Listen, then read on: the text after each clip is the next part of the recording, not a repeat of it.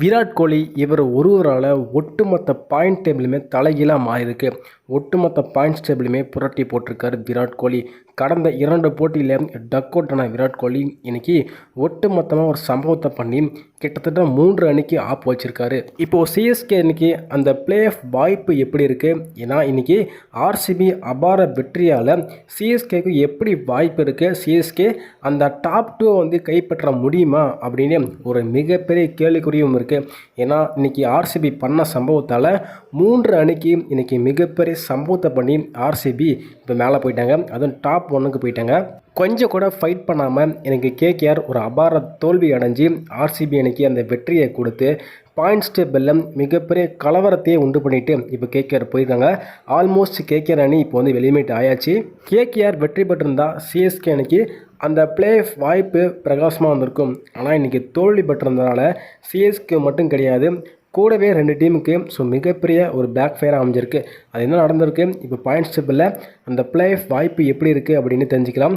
வீடியோவை ஸ்கிப் பண்ணால் பாருங்கள். அது மட்டும் இல்லாமல் இந்த போட்டியில் எப்படி கேகேஆர் தோத்தாங்க, கையில் இருந்த போட்டியை எப்படி தோத்தாங்க அப்படின்னு ஃபுல் ஹைலைட்ஸை பார்த்தலாம். நம்ம சேனலுக்கு ஆச்சு புதுசாக சப்ஸ்கிரைப் மட்டும் பண்ணிக்கோங்க. அப்படி பண்ணிருந்தீங்க அப்படின்னா பக்கத்தில் இருக்க பில்லுக்கு நம்ம உடனே நோட்டீஸ் வரும். நிறைய பேர் சப்ஸ்கிரைப் பண்ணால் பார்த்துட்டீங்க, சப்ஸ்கிரைப் பண்ணிட்டு பாருங்கள். நிறைய பேர் லைக் பண்ணாமல் பார்த்துட்டீங்க, லைக் பண்ணிட்டு பாருங்க. நீங்கள் பண்ணுற ஒவ்வொரு லைக்கும் எனக்கு மிகப்பெரிய மோட்டிவேஷன் இருக்கும். லைக் பண்ணிட்டு பாருங்கள்.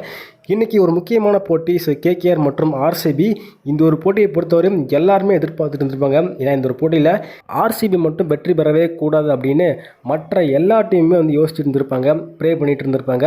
குறிப்பாக எனக்கு கேகேஆர் தான் வெற்றி பெறணும் அப்படின்னு சிஎஸ்கே ஃபேன்ஸும் சரி, அது கீழே இருக்க டீம் எல்லாமே ப்ரே பண்ணிட்டு இருந்தாங்க. ஆனால் எதிர்பாராத விதமாக கையில் இருந்த போட்டியை கேகேஆர் வந்து கோட்டை விட்டுட்டாங்க. முக்கியமாக கேகேஆர் அணிக்கு தொடக்கத்திலிருந்தே ஒரு மிகப்பெரிய சர்க்கிள் ஏற்பட்டு இருந்துச்சு. ஏன்னா வந்து டாஸ்லேயே பார்த்தீங்கன்னா இன்றைக்கி மேட்ச் வந்து டாஸ் தாமதமாக தான் ஸ்டார்ட் பண்ணாங்க. ஏன்னா மழையின் காரணமாக டாஸ் வந்து கிட்டத்தட்ட ஒரு அரை மணி நேரம் வந்து லேட் பண்ணாங்க. அதுக்கப்புறம் டாஸை வெற்றி பெற்ற ஆர்சிபி அணி நாங்கள் வந்து ஃபீல்டிங் பண்ணிக்கிறோம் அப்படின்னு சொன்னாங்க. ஏன்னா மழை வந்தாவே கண்டிப்பாக ஃபீல்டிங் டீமுக்கு தான் வந்து ஆப்டாக இருக்கும். அதே மாதிரியே டாஸும் கரெக்டாக வந்து ஆர்சிபி வெற்றி பெற்றாங்க. தொடக்கத்தில் பேட்டிங் களமிறங்கிய அஜிங்கிய ரஹானே மற்றும் ஃபின் ஆலன் 2 பேரும் சேர்ந்து நல்ல பேட்டிங் வந்து வெளிப்படுத்துவாங்க அப்படின்னு எதிர்பார்த்தோம். ஏன்னா போன போட்டியில் ஃபின் ஆலன் வந்து ஒரு செஞ்சுரியை பதிவு பண்ணியிருந்தார். அதனால் இந்த போட்டியும் ஒரு கம்பேக் கொடுத்து இந்த போட்டியில் ஒரு தரமான சம்பவத்தை பண்ணுவார் அப்படின்னு எதிர்பார்த்த நிலையில் இந்த போட்டியில் நல்ல ஒரு ஸ்டார்ட் பண்ணியிருந்தார்.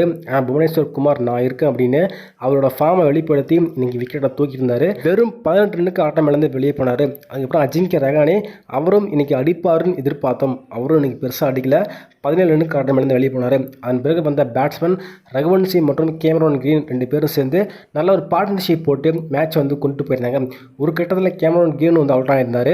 36 ரனுக்கு அவரும் அவுட் ஆகிட்டு வெளியே போனார். சரிப்பா இன்னைக்கு அவ்வளோதான் கேகேஆர் பொட்டலம் அப்படின்னு நினச்சோம். ஆனால் அதுக்கெலாம் வாய்ப்பு இல்லை, நான் இருக்கேன் அப்படின்னு ரகுவன்சி மற்றும் ரிங்கு சிங் 2 பேரும் சேர்ந்து நல்ல ஒரு பார்ட்னர்ஷிப் போட்டு மேட்சை கொண்டு போயிருந்தாங்க. இந்த ஒரு பார்ட்னர்ஷிப் இந்த ஒரு மேட்சை ஒரு பெரிய ஸ்கோர் அடிக்க 2 பேரும் உதவியாக இருந்தாங்க.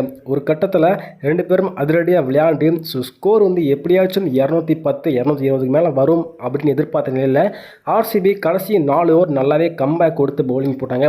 இதன் காரணமாக கேகேஆர் அணி 20 ஓவர் முடிவில் 193 மட்டுமே அடிச்சிருந்தாங்க. 194 அடித்தா வெற்றி அப்படிங்கிற மாதிரி களம் இறங்கியிருந்தாங்க. கடைசியில் ரிங்கு சிங் 49 ரன் அடிச்சிருந்தார். ரகுவன்சி 71 ரன்கள் எட்டியிருந்தார். கடைசியில் கொஞ்சம் போராடினாங்க, இருந்தாலுமே ஒரு போதுமான ஸ்கோர் வந்து வர முடியல. வந்து ஒரு ஃபைட்டபிள் ஸ்கோராக இருந்துச்சு. இதன் காரணமாக ஆர்சிபி பேட்டிங் களம் இறங்கியிருந்தாங்க. இன்றைக்கி விராட் கோலி மேலே எதிர்பார்ப்பு ரொம்பவே அதிகமாக இருந்துச்சு.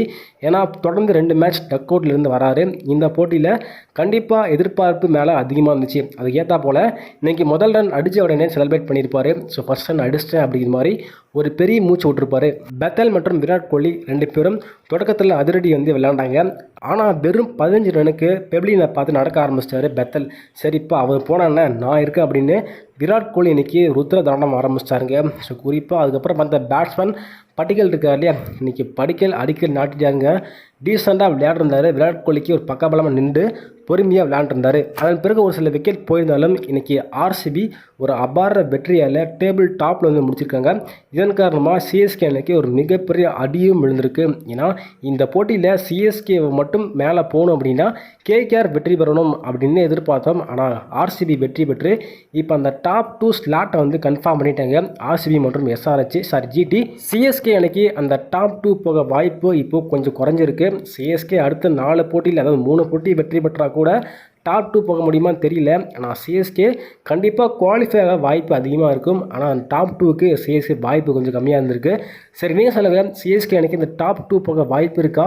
இல்லை டாப் 2வில் பொறுத்தவரையும் இப்போ ஜிடி, ஆர்சிபி இருக்காங்க. இப்போ அந்த 2 டீம் தான் வந்து டாப் 2வில் முடிப்பாங்களா அப்படிங்கிறதையும் கருத்துக்களாக போட்டுவிடுங்க.